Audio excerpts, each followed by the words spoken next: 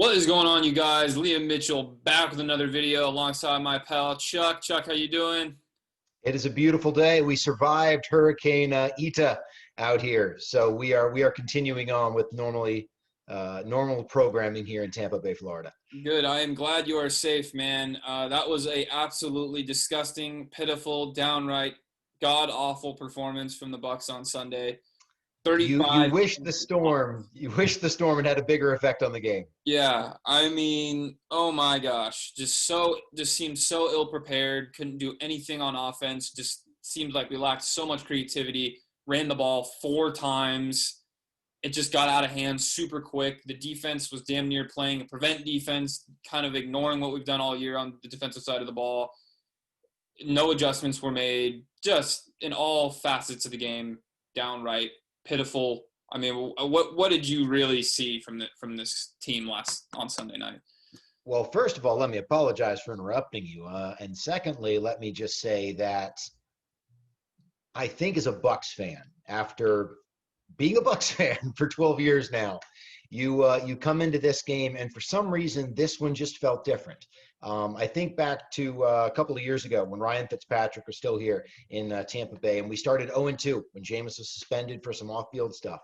And we had beaten the Saints, and then we'd come out and we'd beaten the defending champion Eagles, and suddenly we were here welcoming the Steelers on Monday Night Football, and you think, or no, yeah, I think it was Monday night, and you think to yourself, this is a huge opportunity. I remember I went to the Rays game with my dad, and they lost pretty badly, so we spent the last couple innings watching the Bucs game there, and they came out and just absolutely laid an egg. I think they were down like 2 scores at one point in the first half, and wound up just not playing very well, and they lost. This one felt different. You know, you're looking at Tom Brady, and to see them come out coached with as poor a game plan as you saw on Sunday, I don't know, it was just tough. But there's always one more game coming. Yeah, it just seemed like one of those games where it just got so out of hand so quick, and they could never, they came out throwing. They came out wanting to throw the ball clearly, but it wasn't working initially. And the Saints were just Drew Brees had all day to throw and was stepping back, delivering dimes. And it just kind of like we never got settled. We were never even able to really establish the run because we couldn't gain a yard. I think we were 0-3, 3 and out on our first 3 possessions. And they were never able to really – they weren't helping – the offense wasn't helping the defense out, and the defense wasn't helping the offense out. There was just nothing happening correctly. Nothing was going right. My father served in the Coast Guard. And he has a phrase he likes to use, a boat raced is what happened to the Bucs on Sunday. They just got beat off the line, and before you know it, there was a quarter mile separating them from their opponent. Tom Brady, I think this is his first time in 20 years that an offense he was quarterback of had gone 4 straight series 3 and out. It happened so quickly, so suddenly. I was able to kind of take my mind off the game after about 25 minutes on television. The second half, I spent watching Disney Plus. I've since rewatched the game, the highlights, and that wasn't fun. But it was really, really tough, really, really tough. They thought that they had some matchups dialed up downfield that they wanted, and those didn't hit. And then on second down, they went for a run. On the first series, didn't gain much. On the second series, got called back due to a holding penalty. Suddenly, it's 2 quick 3 and outs. When we first got our first down, right after the first down of the game on the 5th drive, on the next play, there's a screen pass batted down by Marcus Davenport, and it turns into an interception. And at that point, you just knew it's a laugher. Yeah, it's frustrating because again, the offense just couldn't get anything established. Like you said, they were taking those downfield shots. I think we saw 3 occasions in which Tom took a downfield shot, one with Scotty Miller, one with Antonio Brown, and one with Chris Godwin, in which there was miscommunication with the receiver. They stopped on the route, and he completely overthrew it. It just felt like, I just wanted to tear my hair out the entire game. On the defensive side of the ball, I think Todd Bowles was more so afraid to dial up the blitzes like he'd been doing because Drew Brees is so good at beating those blitzes. But in turn, I mean, it just felt like we're sitting back all game long. The corners are off the ball, off the receiver, a good 10, 12 yards. And it's just pitch and catch for Drew Brees. I mean, we weren't getting anything from the front 4, getting no rush from the front 4, and he's just pitching and catching to these 7-8 yard hitch routes, and then he's thrown it over the top of linebackers in front of the safeties. That first touchdown, Jamel Dean, I don't know what's going through his head on the play. Completely bit on the screen, and Traquan Smith ran right behind him, wide open. We've seen Jamel a couple times this year have lapses in coverage. I mean, those things are things that got to get shorted up, and I think they will. I think that you're seeing the result of some of the play that we've seen from Sean Murphy-Bunting and from Jamel Dean. You wonder if it's getting into the defensive coaches' heads a little bit. Maybe Todd Bowles doesn't really want to expose them to so many big plays, those double moves.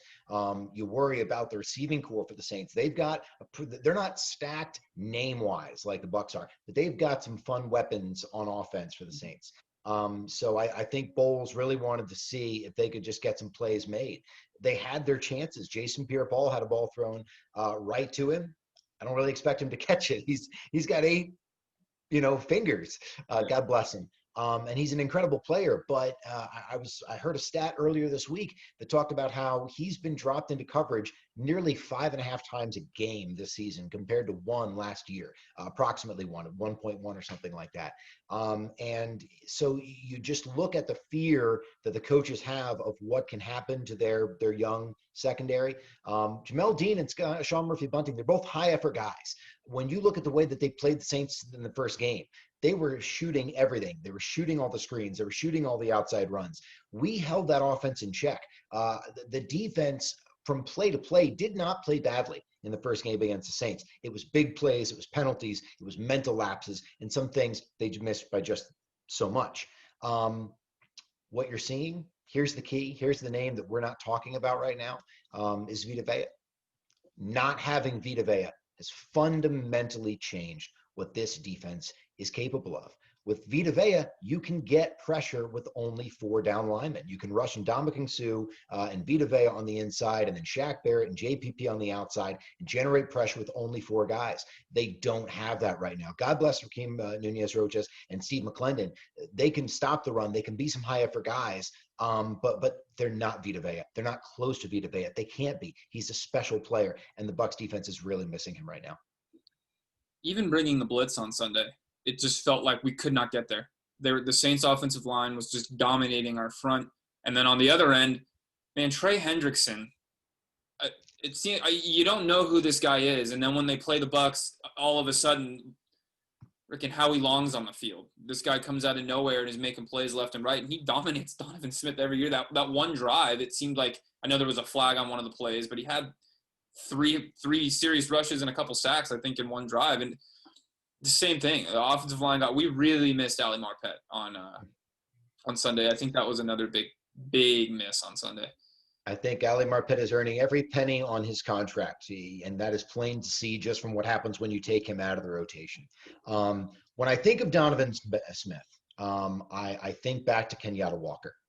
And I think that Donovan Smith probably has more good plays to his credit just based on the kind of offense that we've run, but he is still so wildly inconsistent for a man of his unique abilities when you talk about size and strength and agility.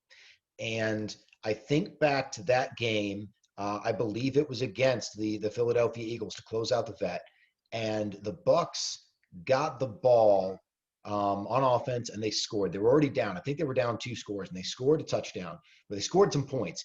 Kenyatta Walker ran off the field shouting that he wanted the ball back. And Warren Sapp told the defense, hey, guys, Yatta wants the ball back. Let's go get it for him. And they did. They won the football game.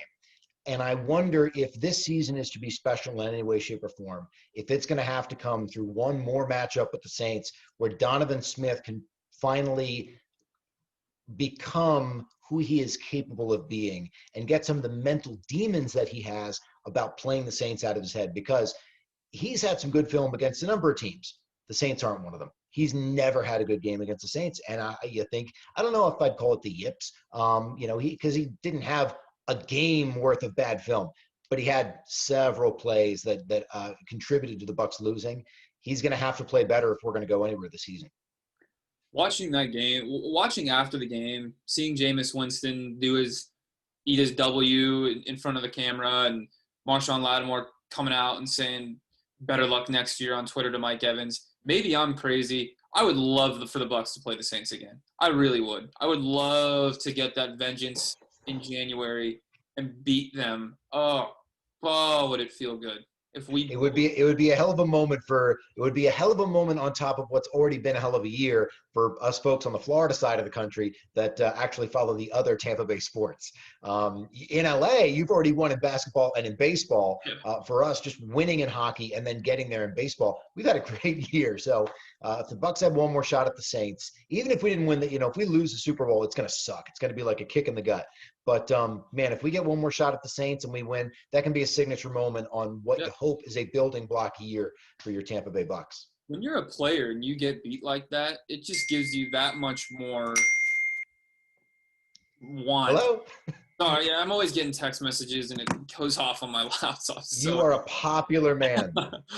But it's just, when you're a player, you want it that much more to beat that team. And I just feel like, man, twice could they get us a third time after losing to them like that? Maybe, but it would feel good to beat those guys if we saw them again in January. And I still am confident in this Buccaneers team if we were to play them again. You figured that there's enough talent if we play the way that we're capable of. You don't. We can talk more about the scheme, and I believe we will here.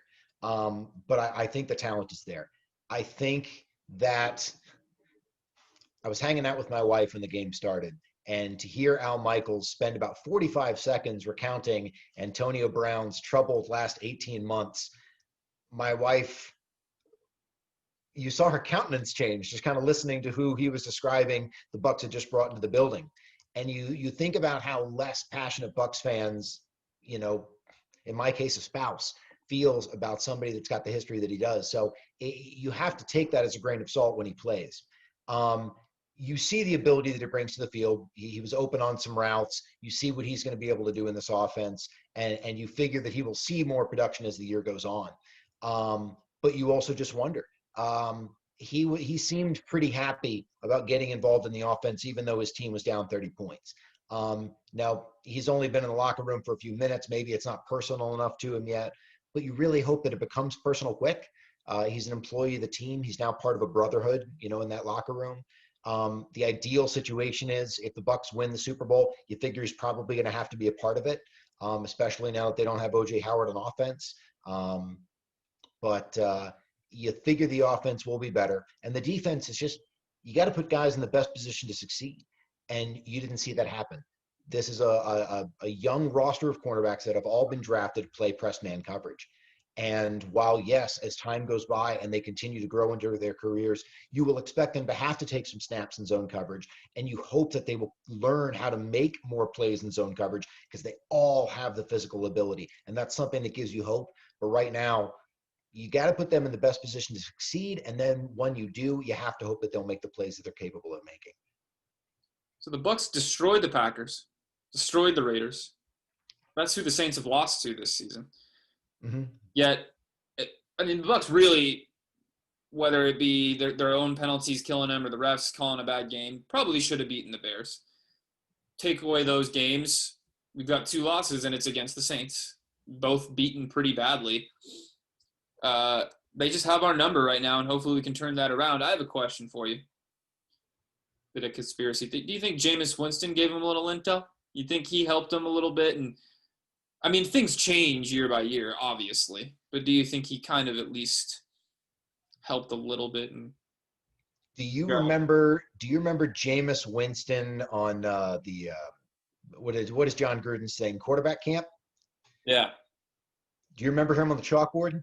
I don't remember him on the chalkboard, but I'd love to hear it. YouTube Jameis Winston chalkboard. He's a film room junkie.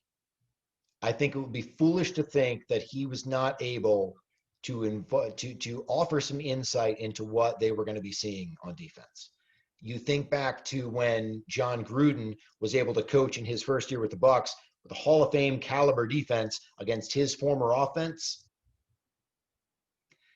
There was an edge to be had in that game. Yeah, exactly. It makes you think. Yeah.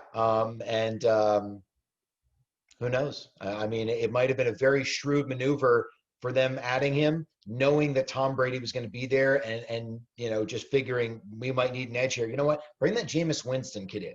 We've already got Taysom Hill. We've already got a backup plan that we like here. But why don't we bring this kid in and just see if he can help us get over the top in the division one more time and make sure that Tom Brady doesn't steal this division away from us. Yeah, I you never know, but I believe that he could have obviously not known exactly what we were doing, but give a little bit of intel there. If you're going to ask a conspiracy theory question, I can give you a conspiracy theory answer. All right. Well, that was an ugly, ugly game. Let's just forget about it, move forward. It's time. You know what? We're still 6-3. It's still a long season. We still got 7 more games to play this year. We're still very much in the driver's seat of making the playoffs this year. November 13th, 2019. How would you feel if I told you were 6-3 coming off a terrible loss? Yeah, I'd be like, hey man, we're 6-3. Let's We're go a on. winning football team right now. We are 6-3. Remember Raheem Morris, 2010, man, the race to 10. Race to 10. Let's get 10 Race to wins. 10. I obviously want 12. I want 11 or 12 wins, but let's get to 10. And I still believe that realistically we could go like 12-4. I think winning out might be extremely difficult, especially when you have teams like Kansas City on the schedule. But that's going to be a fun Sunday, though. If everybody's healthy for that game, that'll be a fun Sunday. It will be. So looking forward to this Sunday in a couple days from now. We travel to Charlotte. We beat them by 2 touchdowns earlier in the year. Going to be no Christian McCaffrey for the Panthers. Going to be a pretty, I think, 71-degree, partly cloudy game. Bucs coming off this loss. What do we see from Carolina? I mean, they played a great game last week against Kansas City. I think even surprised some of their own fans came down right to the wire at Arrowhead. So Matt Rule has got that team excited to play football. He is a creative and intelligent football coach. He is relating to his players. They are buying in, and he is making the most of what he's got. You saw them dump a whole draft's worth of players into their defense, and you find yourself thinking 3 or 4 years from now, that could be a team that is certainly contending for the division year in and year out. Teddy Bridgewater is a guy that for the most part is going to take care of the football. I think he's thrown 5 interceptions when he's pressured so far this year. But they've got some receivers. Robbie Anderson is more in the number 1 receiver role. He's having a really good statistical year. They've got DJ Moore. They've got Curtis Samuel as a gadget guy, Mike Davis on offense. And if the Buccaneers play the way they did against the New Orleans Saints, the Carolina Panthers can wallop them just as well as anybody can. If you're not ready to play on Sunday, you can get your butt whooped. Absolutely. I think the last time we played Carolina, we had at least a couple turns. I know Jordan Whitehead had an interception. Antoine Winfield had that good sack fumble that JPP fell on. So create those turnovers. I mean, that put us in great position in the last game. And like you said, because Teddy doesn't turn the ball over a lot. And when this team wants to, their offense can move the ball. And Mike Davis has looked very good this year. He's been very, very good. Old running back out of South Carolina. So he has started games in the NFL, and he's put numbers up when he's done that. So if we don't get our middle of the defense set at defensive tackle, if we miss lanes, we can absolutely get gashed by this offense. Now, I think personnel-wise, they don't offer the same threats that the Saints do. They're not terrible at the offensive line, but they're also not dominant. You look at Taron Armstead, you look at Ryan Ramczyk, you look at the offensive line that the Saints are able to bring tackle to tackle, really. And that's a team that's able to protect the passer very, very well and is able to run the football with Alvin Kamara. This Panthers offense, you'd like to think we can stop the run a little bit better. We've done it several times now, really 3 straight times since Todd Bowles has been here. We've held the run game of the Panthers in check. And if you take out a 5-interception performance by Jameis Winston in London last year, we might have beaten the Panthers 3 times since Todd Bowles has been here. So they are typically able to force mistakes. They're typically able to stop the run against them. This is going to be a question of whether the offense can kind of get out of neutral and get into drive again. If you think back to that first Bucs-Panthers game, yes, it was a close game, but we needed Leonard Fournette in the end of it to clinch it with a long touchdown run. He had a 100-yard game before Rojo had his streak of 300-yard games. But that game, there were some drops in that game. You remember Cyril Grayson having the helmet dunk. You remember LaShawn McCoy dropping a wide open touchdown. I think that Adam Humphries might have dropped a touchdown in that game as well. So there were some plays that we left out there on the field that if you put those on the scoreboard, this is a game that the Buccaneers, if they want to be taken seriously, you have to win this game. And I think you have to win it in a way that feels good in the locker room. I think you meant Scotty Miller there. You threw out the old Adam Did I Humphries. say Adam Humphries? Do the Oh my Humpty Hump. goodness. You know, We've I'm always laughing because I love Hump. I loved Hump, man. I was kind of bummed when he left. So it's the short white guy, man. Just like yeah, if you've got one in your offense, you've got a chance, man.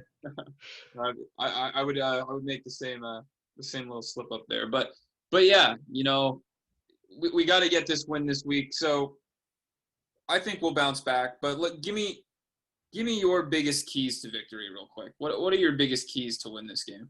The first thing is you have to protect Tom Brady. Tom Brady is a guy, he can identify the blitz. He can run a quick offense so long as it's installed around him. But you are not going to see him flourish if you're able to consistently get your hands on Tom Brady. We've seen it throughout his entire career. That's why he lost 2 Super Bowls against the Giants. That's the play that wound up resulting in a victory for the Eagles in the other Super Bowl that he's lost. So Tom Brady, if you protect him, he can absolutely be one of the best offensive distributors that there is in NFL history.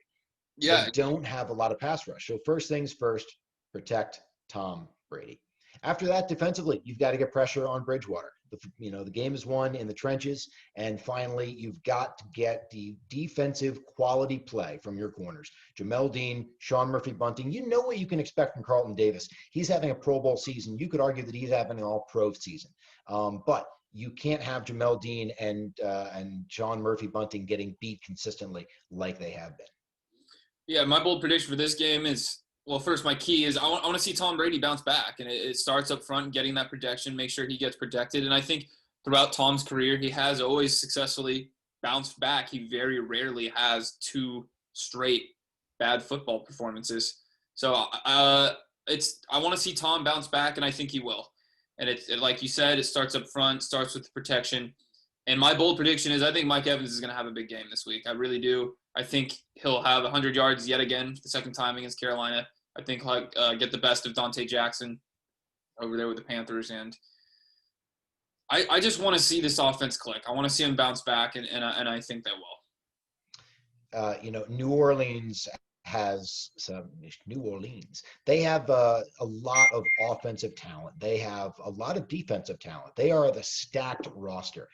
Even if they lose Drew Brees, they're going to have some talent. Now, they're going to have some tough decisions to make financially after this year. I think they've got $100 million more than they're allowed to on their budget. They're in salary cap hell. So this is their last shot, the New Orleans Saints, in their real championship window. You figure they'll be good going forward, but not like this. The Carolina Panthers aren't there yet.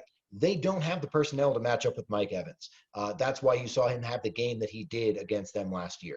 They certainly don't have the firepower to go up against an offense that has Chris Godwin. He wasn't there in that Week 2 game, and neither was Antonio Brown. Now, O.J. Howard was, but he wasn't really being featured a whole lot in the offense at that point in the season. I think he might have had a touchdown in that game, but you saw him more up into that San Diego game and then LA Charger game, and then he fell off. So if we play up to the level that we can, this comes back for me. My most disappointing performance in the Bucs game was a combination of Todd Bowles and our offensive coordinator. I don't really like the way they went, going around. I think that Byron Leftwich got a little bit too aggressive, was not creative enough to just create easy, quick completions for Tom Brady, and we were never able to get into a rhythm. And by the time that he did, we were down by 28 points. Okay. So if we have a bounce back performance from Byron Leftwich on Sunday, I think that this is a game that the Buccaneers, we won in Week 2 by 14 points. I think we could easily win this game by 20 plus points if Byron Leftwich has the bounce back game that the Buccaneers need him to. Absolutely. And, that's the thing I forgot to mention that I wanted to mention, and it was, you just said it, this coaching staff, I want to see them bounce back because I was not content with the performance from either of the coordinators last week. So hopefully that gets figured out. And you know what? I think it will. I'm confident in this team. I still think they are one of the best teams in the NFL on their best day. And this is a big win in the division on the road, so let's not sleep on Carolina. But let's go for a quick prediction. I will start this week. I'm going to go 27-21 Tampa Bay Buccaneers, keeping it a little 27-21. I'm going to break our little streak of 1-point separations. And I say it, and I'm ready to get burned on this, but you and I have been way off a couple of times. We were way off with the Bears game. We were way off with the Saints game. We were both way off on that Giants game. And I feel like this, if there's going to be any in this season, and I don't believe that this team is going to tank and go 9-7 or 10-6. I think that there are good things left. I do predict a finish of 11-5 or better. And I think that this is a win. And I think that this winds up being a win going away. So for me, I think that this one winds up being 38-21, 38-20, 38-21, somewhere in that range.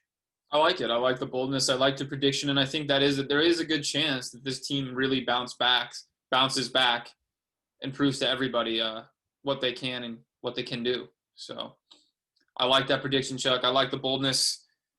Let's go get this win. Let's get to 7-3, and then look ahead to the next week on Monday night against the Rams. You know what one of the nice things about this Sunday's game is? At 1 o'clock, as bad as it can go, we've got the rest of the day to cope and get used to where we are. After that Monday night Giants loss, it was like, oh my gosh, I can't sleep now. What's happening with my football team? And again, Sunday night, to go to bed as discouraging as that was for a Bucs fan.